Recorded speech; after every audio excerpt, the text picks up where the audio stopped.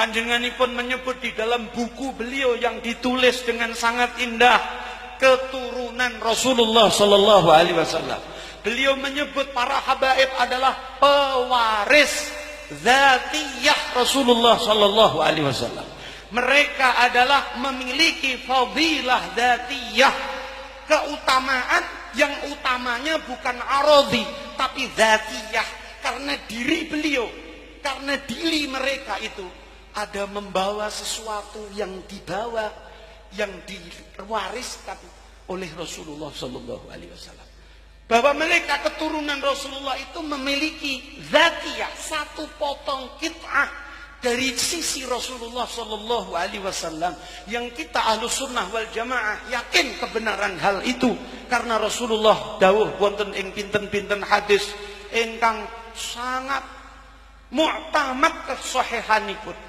Di dalam beberapa riwayat Rasulullah mengatakan, taraktu fikum syai'aini in tamassaktum bihima lan tadillu ba'di.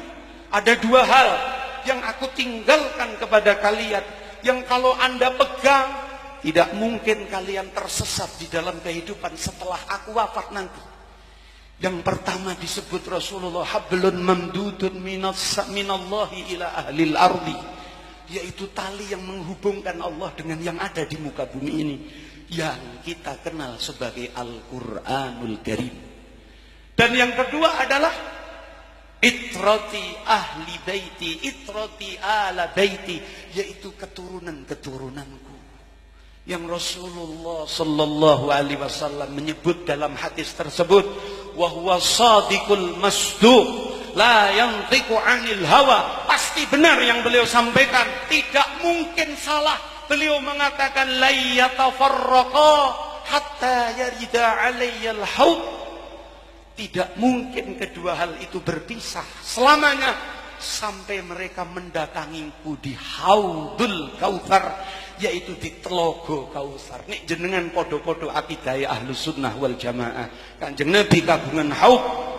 Haudnya Rasulullah terletak setelah ada di dalam sirat, atau setelah terbebas dari urusan ngewat wonten teng siratal mustaqim. Di situ ada haud yang panjangnya sepanjang langit dan bumi ini, yang airnya lebih abyad, lebih putih daripada susu, yang ahla minal asal, yang lebih manis daripada madu. Kanjeng Nabi mengatakan, anak putuku tak tunggu nongkono iku. Mereka itu adalah orang yang telah ditentukan di Lauhil Mahfuz menjadi pilihan Allah sebagai penerus, pembawa fadilah dzatiyah, pembawa zat, pembawa bagian dari diri Rasulullah sallallahu alaihi wasallam. Untuk apa mereka ada di muka bumi ini? Rasulullah mengatakan, an-nujumu amanun li ahli sama. Kalau engkau melihat ada bintang di atas itu sebagai keamanan bagi alam-alam yang ada di atas langit sana. Wa ahlu baiti amanun li ahlil ardi minal khilaf. Dan kalau ingin tahu keamanan dunia ini, dipegang dan dijabat oleh para dzurriyyah Kanjeng Nabi Muhammad sallallahu alaihi wasallam. Ini masyrabnya Mbah Hasyim Asy'ari. Jenengan bika bahkan di dalam kitabnya Kiai Mustamar yang dari Malang, di situ ada beberapa pepenget saking Mbah Hasyim Asy'ari tentang siapa itu Ahlus Sunnah wal Jamaah. Beliau merumuskan tentang muttafiqul ara, bahwa orang-orang Islam di Jawa ini sepakat dalam satu pendapat. Di antara yang disepakati dalam urusan teologi, kata Mbah Hasyim Asy'ari, kata dalam urusan bab keyakinan akidah, mengikuti madhabnya Imam Asy'ari. Kalau mengikuti dalam madhahibil arba'ah, salah satu yang dipilih daripada wong-wong Jawa niki adalah madhabnya Imam Syafi'i. Kalau di dalam urusan ketasawufan, mengikuti Imam Ghazali, Imam Syadzili. Dan lalu Imam Mbah Yai Hasyim Asy'ari mengatakan, mereka sepakat pendapat di dalam mahabbah kepada ahli baiti Rasulullah sallallahu alaihi wasallam wal auliya was solihin. Kitab piyambak kitabe, di situ Mbah Hasyim Asy'ari menyebutkan cinta kepada ahlu baiti Rasulullah di nomor satukan, baru kemudian aulia, baru kemudian orang-orang soleh. Karena Mbah Hasyim Asy'ari tahu karena pencapaian yang dicapai para aulia, para ulama. Selain mereka para ulama, para aulia, maaf, para ulama, para aulia memiliki kemuliaan sebagai kemuliaan yang arodian, sing anyar teko, sing asale ora ono, dadi ono, mungkin pun suatu ketika bakal hilang dari diri mereka. Ilmu mereka berawal dari tidak tahu apa-apa. Lalu beliau belajar menjadi alim. Beliau mulia karena alimnya. Itu arodiyah. Tapi duriyah Kanjeng Nabi, wiwit lahir cepret, beliau sudah memiliki warisan yang dibawa, yang bernama dzatiyah, diri beliau ini. Allahumma sholli ala Muhammad. Hati-hati kalau sekarang NU dibenturkan dengan bahasa. Hati-hati ojo ngrembug Habib, ndak dikira Syiah. Hati-hati kalau kita berguru dengan para habaib dikira Syiah. Kalau Anda mengatakan dikira Syiah, maka bagaimana Anda bisa aman kehidupan ini? Karena pejabat daripada keamanan ini dipegang para habaib kita. Kalau NU belajar untuk memusuhi para habaib, kata Mbah Yai Maimun Zubair, pernah disampaikan di majelisnya Habib Syekh bin Abdul Qadir As-Segaf, saya dengar langsung. Beliau mengatakan, lihatlah negara-negara yang pernah ditaklukkan Islam di zaman Umayyah, bahkan di zaman-zaman setelahnya, karena mereka tidak satupun menyisakan ahlul bait, para habaib di negara itu, maka hancur negara itu. Tidak ada Islam sama sekali sampai sekarang. Tapi Indonesia ini dibawa wali 9, di mana wali 9 para ahlu bait Rasulullah sallallahu alaihi wasallam. Lalu ahlu 9 mengokohkan akidahnya, diterima pula oleh Mbah Hasyim Asy'ari lewat jalur keilmuannya. Sampai sekarang orang NU wajib cinta kepada ahlu bait Rasulullah sallallahu alaihi wasallam.